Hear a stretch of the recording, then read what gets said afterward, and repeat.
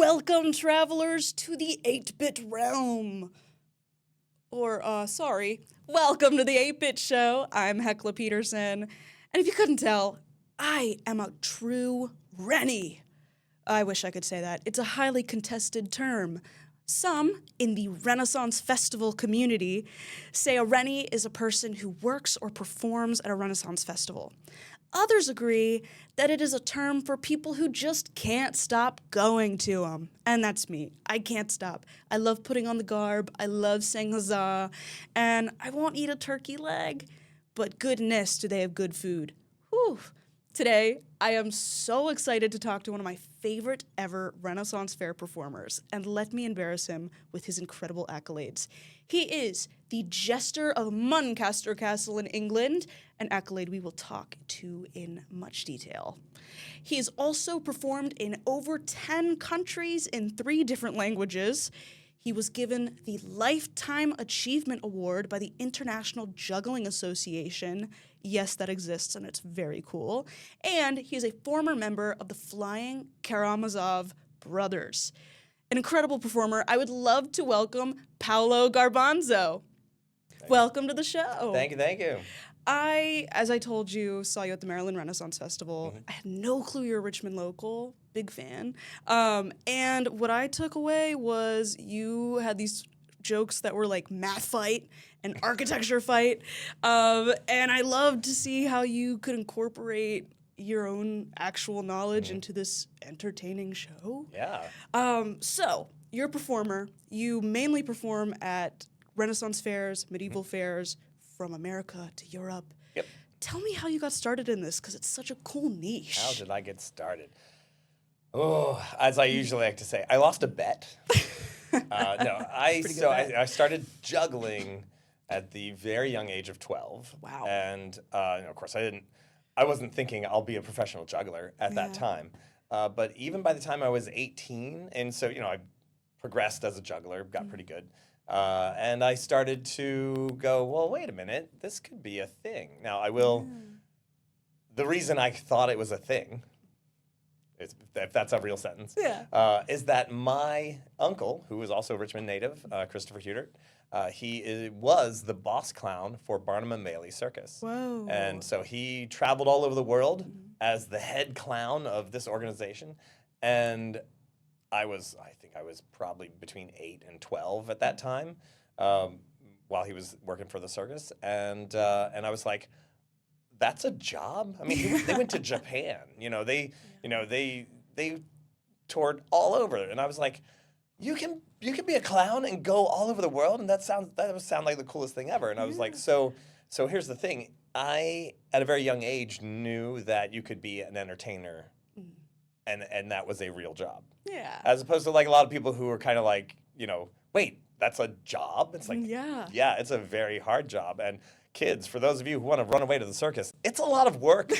It's 7 days a week. It's hard. Go to the Ren Fair. Yeah. So being raised in that environment, were you like backstage? Was this super normal for you? So he was already on the road, traveling all over the world. So cool. So I wasn't really backstage. Now, when the circus did come to town, which it did, this is again way back in the. I'm really old, kids. So I met Gunther Gable, some of the real the famous, the old, those old circus posters you see with the big lion tamers and so I did actually get to go backstage, and he's like, "Hey, this is and so I was actually his godson. So he's my godfather. So that's so cool. So yeah. And so I did get to meet, I got to meet all the clowns. I got to meet a lot of the acts, and that was stunning. That was amazing. It was like, whoa, Richmond Coliseum back in the day, and all that stuff, and so crazy times. And that, again, because I wasn't involved in the circus, I was just adjacent, right? Yeah. So I was like, yeah, that's a real job. And, of course, I discovered things like the Flying Karamazov Brothers, and I'm watching them do a very vaudeville-style juggling show. Yeah. And I'm like, oh, juggle and be funny? let's do this. Yeah. And eventually I was like, I think I can make this happen. And I went off to VCU, local Richmond college. Go for Rams. There you go. And I did theater tech was my major. And so now I can build a set and then perform on it. So you have the whole knowledge. Yes. So, and when you went from seeing other people doing this to later creating your own act, I think the scariest thing I could encounter is someone saying, write something funny, write something entertaining. How was it to start writing your own show where it's just you up there? Well, here's what every young performer does is they steal everything. And then Fake it till you make it. Yeah, well, you because you don't. I will say that most people don't think about the fact that, like, someone had to write all those jokes, right? And so you go, oh, that works, and so then you use that joke, fully stealing it. Again, I was young, I was impressionable. Don't at me. And so, so you use material that you know works, right? And so then. But is it your show? No. Fair. And then I will say that this is a million years ago, I'm using the Flying Caramel's material. I'm doing those things. And then I came up with my own joke. Like, wait, this would be really funny.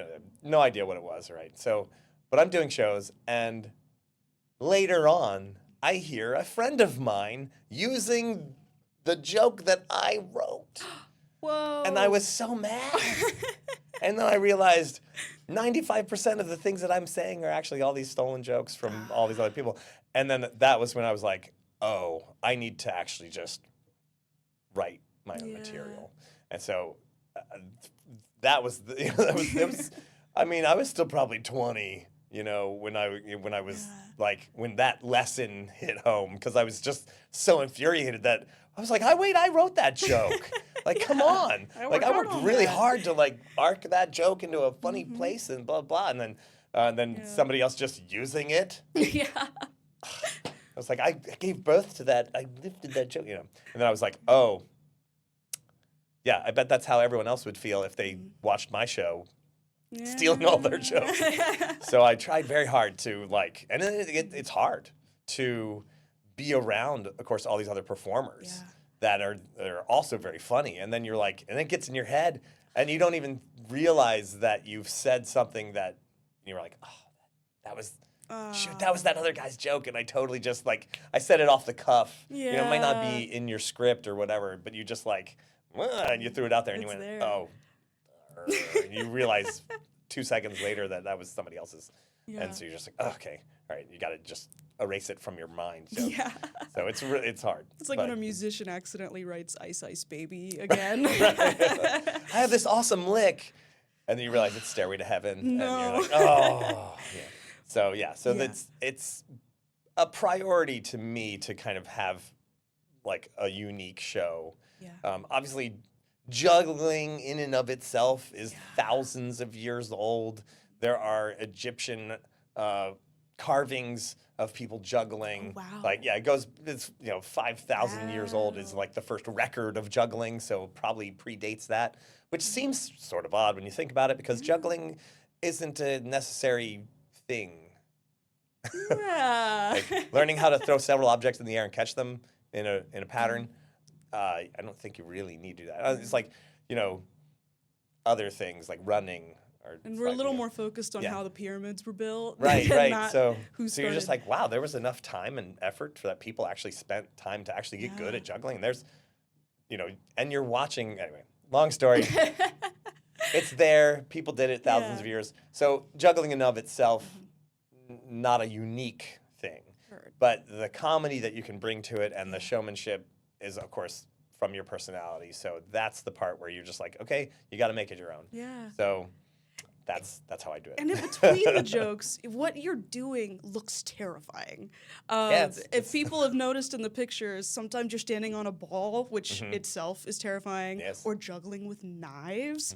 How do you get to a point where you're not scared your eye's going to come out in front of 1,000 people? It depends on the level of juggling. So there's Like okay, if you're watching it and not just Yes. listening to this, there I am doing 3 clubs, and now a club has a spin and a rotation. You have to catch the handle. You don't have to catch the handle on a club. You can Yeah. catch the other side. It's not so bad. You do have to catch the handle of a knife Yeah. or torch, for that matter. Ooh, So, yeah. or chainsaw, whatever you've got. And Chainsaw. What? and so you have to do all these things properly. So do it with a club first, Yeah. and then practice for thousands of hours, and then eventually you can do it with knives and torches and things like that. But I would say that I'm just gonna say, like, in the world of juggling, where you get to the point where you're like, okay, I'm juggling 4 knives on a ball. Yeah. Okay, that's a very difficult trick. All right, so you get to Yeah. 5 knives on a ball. It's ridiculously difficult, and so you are concentrating for every second, every millisecond. So the fear is not there. It's just more fear of messing Okay. up, really. Fair. Just, Yeah. it's like you're just trying to get everything right. There's a lot to think about in those 8 seconds of juggling. There's a lot going on, and so yeah. I mean, obviously, you don't do anything that's so far beyond your capability that you have to do it. This is why you practice, kids. This is Yes. why you practice. I practice the juggling so much so that I don't have to think about it when I'm doing a show. So when I'm doing the show, I have to be thinking about the audience and how they're reacting, and so my mind isn't even on the juggling. The juggling is autopilot. Whoa. So everything that's got to be, you got to do it. You got to know it so well that you're not thinking about the juggling. That is so And cool. yeah, so meanwhile, I'm scanning the audience for kids who are running across the stage and all that sort of stuff, because they do all the time. Ooh, scary.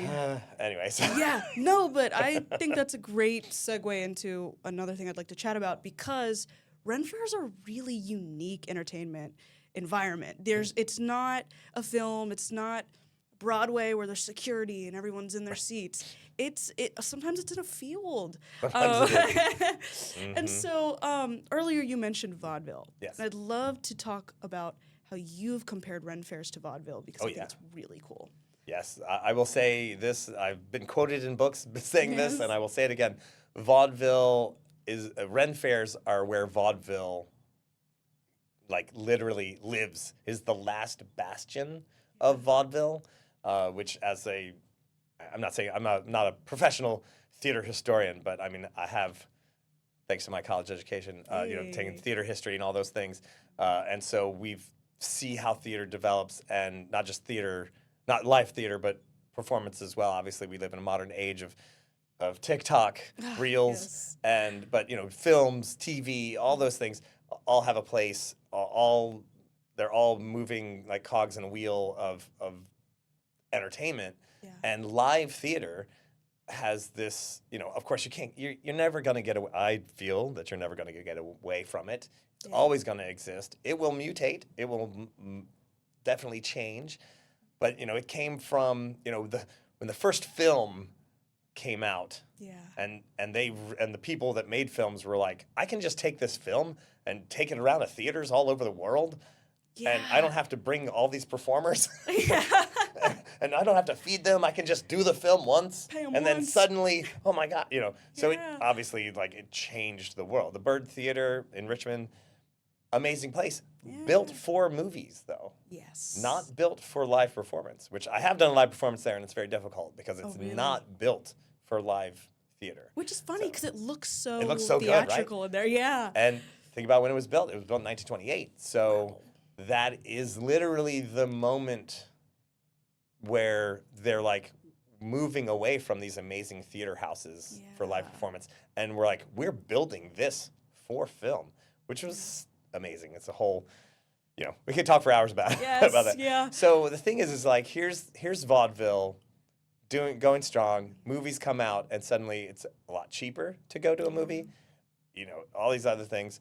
And so the vaudeville circuit starts dying and fading away. And you also have cabarets, you have burlesque, and all these other forms of live entertainment that's they are suffering from the film industry and things like that. And then you get to television, And so you've got even more entertainment that you don't have to have live. But, what survives? We have Shakespeare, we have all these operas, because they're so incredible live performance things. You cannot compare the two from watching an orchestra on a television, even with the best surround sound, to actually being there. And so there's just nothing like the live performance. So Ren Fairs, this crazy Ren Fair thing that started off as a Shakespeare festival, and then turned into let's celebrate the Renaissance, not just Shakespeare, but all the parts that go with it.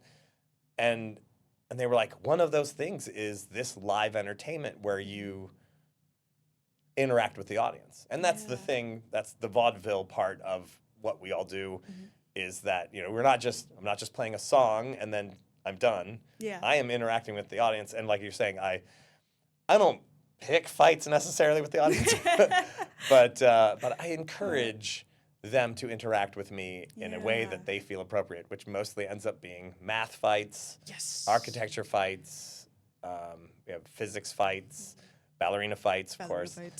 So, all these ridiculous fights that happen in my show. That are hilarious. And people who have seen my show several times, they will dress up like professional wrestlers and then come back to the show, and they'll have belts.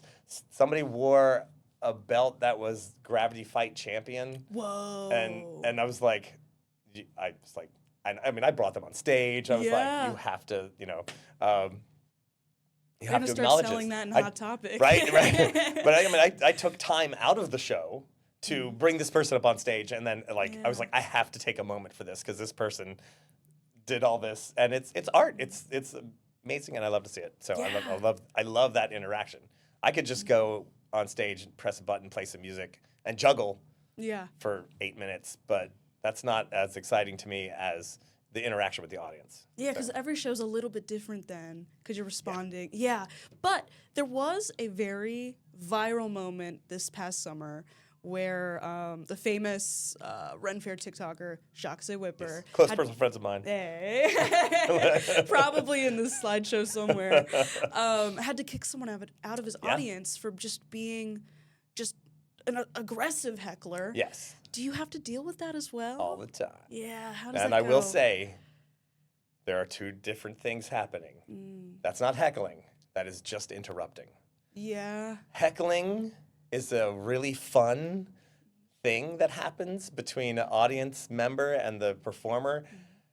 And interrupting is just interrupting. You're just interrupting. Okay, and here's how you tell the difference. It's really easy. If you shout out something in the during a show, and the people around you who are sitting in the audience with you laugh, you're heckling. Yeah. Right? So, and I love a good heckler. Yeah. This is, of course, I'm literally digging my own grave right now because So I love a good heckler who's like, I was like, you zinged a funny bit into my show, which is already pretty tight. Yeah. And I was like, oh, I'm impressed.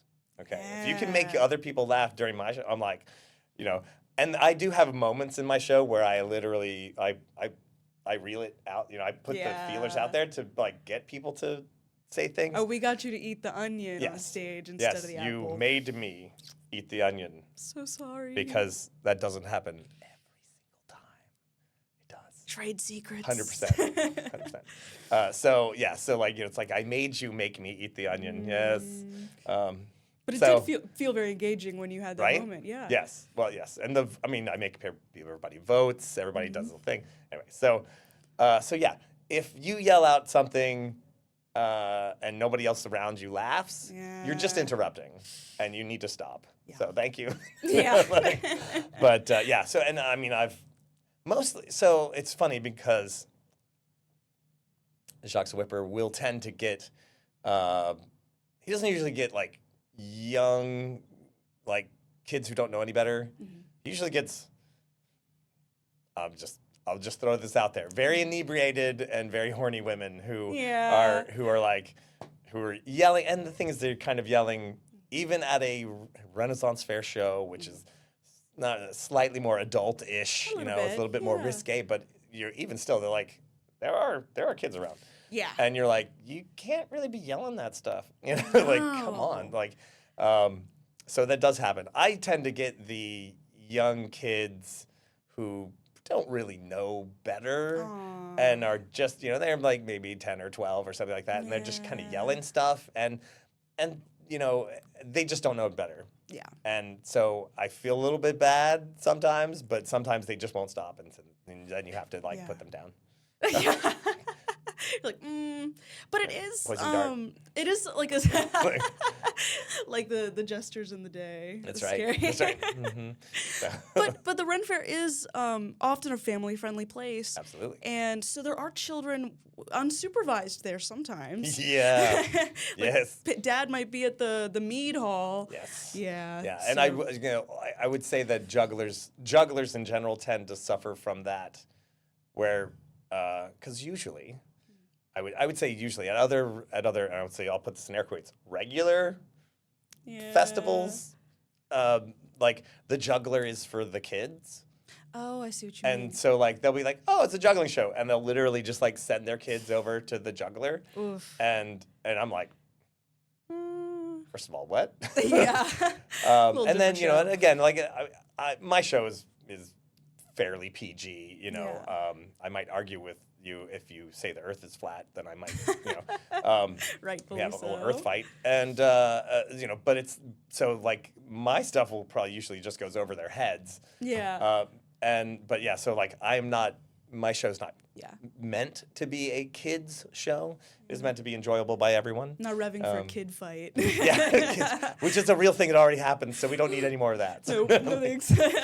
tape a knife to their hand. Send them loose. And, You're juggling with the knives, and you're like, someone's got to catch them. That's right. That's right. I don't have to. Someone else could. So, anyway, but so it is a funny thing that does happen. I would say to jugglers is that because at regular festivals, other different types of street festivals and things like that, juggling shows are usually at the kids area. Yeah. And so they're like, oh yeah, and the parents will send their kids down the hill, and then they'll go run off to a bar, and then I'm like, where are your parents? What are you doing? And the thing is that because the show is not meant for kids, we have knives and torches and chainsaws, and I will have kids run right across a stage, and because they're so young, they literally don't know what they're doing at all. Not less saying anything, but I've had toddlers zoom across a stage, and I'm in the middle of I'm standing on a ball with knives. So not only do I have like the high ground, but anything could happen. Yeah. And it's like that. If a kid comes to me, if the ball, And I'm sure everyone in the audience is like, gosh, don't distract him right now. And that is why I practice, because I have to be able to be on the lookout for that sort of thing while I'm juggling, doing all these other crazy things, because I have to be able to stop and go, you need to get off stage. Yeah, because there's no security. There's not that kind of security. There's plenty of other security, but not the So it's a juggle itself. One thing that I've seen recently is Dungeons and Dragons crossing over with Ren Fairs. I know you're a lover of it. Tell me, do you know the rhyme or reason to why they're coming together? Well, I have an opinion. I have a pretty good idea. Because, like I said, I've been doing this for a long time. Yeah. Back in my day, back when I started, right, Ren Fairs were absolutely this side thing for all of the nerds. Yeah. And so I could throw out a Dungeons and Dragons joke, knowing a good half of the audience at least knows what Dungeons and Dragons is, and a good third of them play it, right? But then with the this is the chart back here. So as you see, you have the rise of video games, and then the lowering of Dungeons and Dragons tabletop, and so we have more gamer people. But we have less tabletop gamers, right? And so I would throw out a Dungeons and Dragons joke, and it would start to fall flat. Whoa. And I was like, oh. Your people are gone. Wait, this is a different audience. And I'd mention something about Legend of Zelda, Yeah. and the crowd would go crazy. And it's like, oh, I see what's happening here. And then eventually, World of Warcraft, EverQuest, those multiplayer Dungeons and Dragons like games came to the fore, and then people who were gamers started playing those games, and then they were like, okay, we're all in the fantasy world, we're all doing this cool adventure thing, and then things like, well, there's a whole other set of Dungeons & Dragons changed their rules to make it more accessible to people who play video games. Oh. Which is my hot take on 4th edition. So all you gamers out there, pay attention. All the old gamers hate 4th edition Dungeons & Dragons. And the reason it exists is because they were trying to get people who play video games into the role-playing game system, so that, because it was very super fast and easy and light on the rules. Yeah. So it was fast like a video game, because video game, you just want to press the buttons and shoot. At a tabletop game, you might argue for an hour of real time about a thing that only took 6 seconds in game time. True. So they made 4th edition very easy to learn and very fast paced minis game. Which, of course, all of the old school gamers hated. Yeah. That kind of blew my mind. Yeah. Yeah. But then that's why 5th edition exists. Well, because they were like, okay, now that we got you sitting down at the table, let's pull out the real rules. Hey. And so that's what happened. We got him. We hooked him. We hooked him. It finally worked. And so I started to notice this trend over the course of years. And so then you have these television shows, well, like Critical Role came out, and those things made it even more popular. And so it was, so it was started on the fringe, and then it started to get a little bit, in the gaming world, the video game world, and then the video game world turned into the tabletop gaming world. And then now we're back to tabletop, because people are missing that in live theater interaction where you can sit around with your friends and let's have a fantasy night and let's just do something fun, and we're actually interacting with each other as opposed to a television or maybe, a movie. or yelling at each other on a headset. Right. Right. Well, they're getting pwned by 13-year-olds anyway. So, so that rise of, and of course, Stranger Things comes out, right? Yeah. So then now it's even, even more. So all of those popular shows, and then then Dungeons & Dragons also linked in their own video game, Baldur's Gate. Yeah, so pretty good. And so they're the Venn diagram is now a multi-layered, three-tiered, three-dimensional object, and so they did well. Yeah. Thankfully, that means that I can make my Dungeons & Dragons references again. Heck yeah. And I have new ones, and I have my fabled D20 that goes to 21.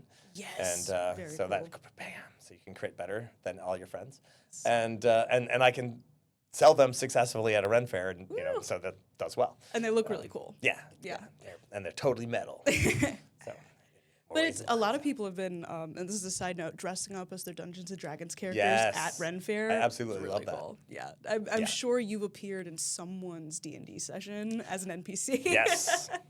Well, yeah, I didn't. This will be the early release. I'm making a Dungeons and Dragons book. No way. That is about bards, and so basically you can make your favorite Ren Fair character in the D&D way. That's so cool. I've even got Jacques the Whipper's permission to use his caricature. Hey. So he'll be in the book. But so if we wanted to get on Dungeons & Dragons podcast, but yeah, my bad. But the rules right now don't allow you to really customize the bard to the way that would be a Ren Fair character. Yeah. So I'm making a set of little rules that allows you to say, you could make Jacques the Whipper, you could make Paolo Garbanzo, you could, That's so cool. Yeah. So that's coming out soon. Nice. But so and the fact that I can do that and not, that kind of gives you the idea of how popular Dungeons & Dragons is in the world. That I can be like, I'm gonna do this, and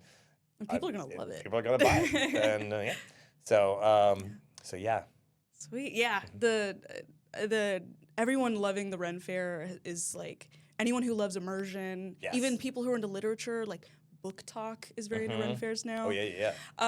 But And people, sorry, people No, wearing, please. I was like, oh, yeah, the reason we were talking about this. yeah, Over the course of my years of being the Ren Fair, of course, you get the original, like, people who are dressing up in historically accurate costumes. Now, of course, thanks to VCU, a year of theater, of costume history, I can like go, oh yeah, that's a 16th century, that's a 15th century, you can be all nerdy about that. And then you do get the people who are dressed as adventurers, who are dressed as Dungeons and Dragons characters or just whatever fantasy game they're playing. And it's, of course, again, because I do have the knowledge of what historically accurate costumes do look like, which anybody watching any of the videos looking at my costumes, they're modified. They're not historically accurate. So, okay, you don't have to me there. Cool. You know?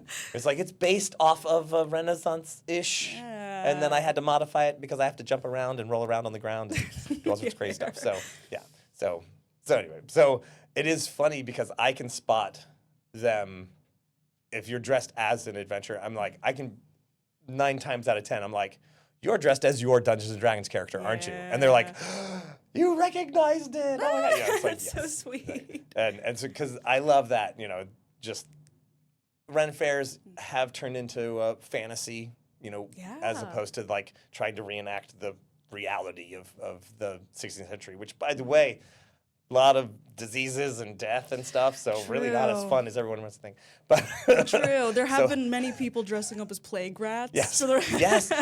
Plague rats is a thing now. It's a couple of years. There's one fair that banned them. Really? They kept stamping plague on kids' hands. Yeah. No.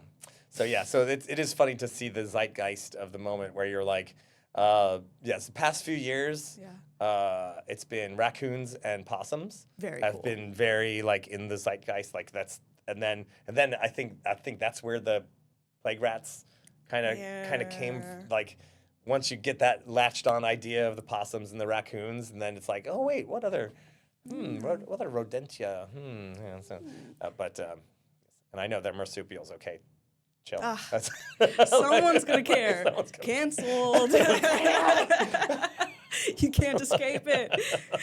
So I'm fact checking myself in my own head. I'm like, there's a redent. So okay. All right. I do have to bring up an amazing accolade that you have that's recently been in the news once again. And it's that you are the jester of Muncaster. Am I saying that? Muncaster Castle in England. In England, Please tell me about how you got that title. Well, so Muncaster, historically speaking, is the home of the original Tom Fool. So it is the guy that we get that term. Stop by your tomfoolery. There's a real person. Thomas Skelton was his real name. He's a real figure. You can look him up. He's quite the charmer. And and I say that because he got away with a lot of stuff like murder. And he was a bit stabby and drowny. And anyway, let's from the beginning. Yes. Muncaster, home of Tom Fool. So Muncaster has a jester competition, and because they're up in the Lakes District, I can say that properly. The Lakes District in Cumbria, England. Gorgeous place, by the way. I know most people tend to go to London or whatever, but it's the opposite direction. Gorgeous place, tons of history. So they're like, what do? We have this historic character. We need to get some tourists in. Yeah. So they started doing a jester competition. And so several years ago, I did in fact win, and currently I'm still the only American, first and still currently only, who has won. That's so and cool. That actually makes me the first and still currently only American to be a jester, an official jester of a European castle in all of history. So. That is so cool. Yeah. And for people out there, castles are all over Europe. They're really all over cool. the place. They're really cool. You can't throw a rock without hitting a castle. It's a real castle. Yeah. But jester competition sounds like the coolest thing I've ever heard of. It was a lot of fun. I'm glad they weren't left in the olden days. Yeah. Yes. Well, and that's the thing. I mean, they kind of brought it back several years ago. And they're that's the thing. They have this famous jester. Yeah. And so yeah, let's do it up. And Muncaster, gorgeous place. I will say they are the nicest people that I know who own a giant castle. Sweet. They are the only people I know own a giant castle, but Fair. they are the nicest people, and they've really they're a lot of fun. I will say shout out to Peter Frost Pennington, who should have been a thespian. Mr. Collins, tell but him. he's so good. He's the best, and his son Ewan now runs the place, and he's great as well. He's a lot of fun. So I give tours there. I will bring groups of Americans over there, and sometimes we play Dungeons and Dragons because we just can't get enough. That's so cool. They have a weapons hall. It's so cool. We fire bows and arrows and crossbows and throw axes and stuff all day long. So it's a lot of fun. So yes, to answer your question, yes, it is a great honor. I'm thrilled. I kind of sometimes I forget. And I was like, oh yeah, right, that was me. And it's kind of a cool thing. And the funny thing I will say about performing at Renaissance fairs, of course, is that I'll run into other jesters. Yeah. And I'm like, yeah, but I'm a jester of a real castle. Yeah, I'm trying not to like harsh anyone's buzz, but when someone comes up to me and says, I'm the Duke of Milan, and I go, I'm the jester of a castle. It's like, yeah. That's pretty cool. But I was like, but you're not actually the Duke of Milan. So you're like, do you get that I'm being real, or do you think I'm joking? And so nobody knows the difference. So I don't. So I don't push the. Try not to push that because it's just like you're like right. Everyone's living their own fantasy. I'm not here to harsh anyone's buzz. True. So. But it's it gives something for people to strive toward, which is really cool. Maybe someone out there really wants to beat the record you have. Yeah, so every year they do a new competition. So every year they get a new, and once you're a fool, you're always a fool. Yeah. So love it. So you MC the next year's competition, you hand over your bejeweled crown and like Miss America. Yes. It's like it's like Miss America because you win once and then you you stride around with your bouquet of flowers and do the wave. And but then you hand it off to the next person and they go off and it's Muncaster is a great historic place. It's beautiful. And I try to spend as much time as I can there. Yeah.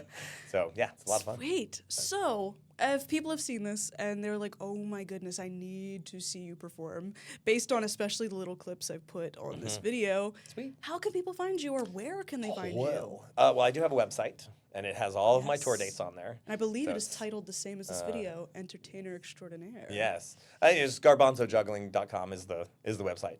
So it's got my whole schedule there, but really first thing spring season coming up, I will be at the Richmond Renaissance Festival. Huzzah. So first year for the Ren Fair, so first year for me. And we worked together. I contacted them and I was like, hey, guys, I'm in town. I'm right here.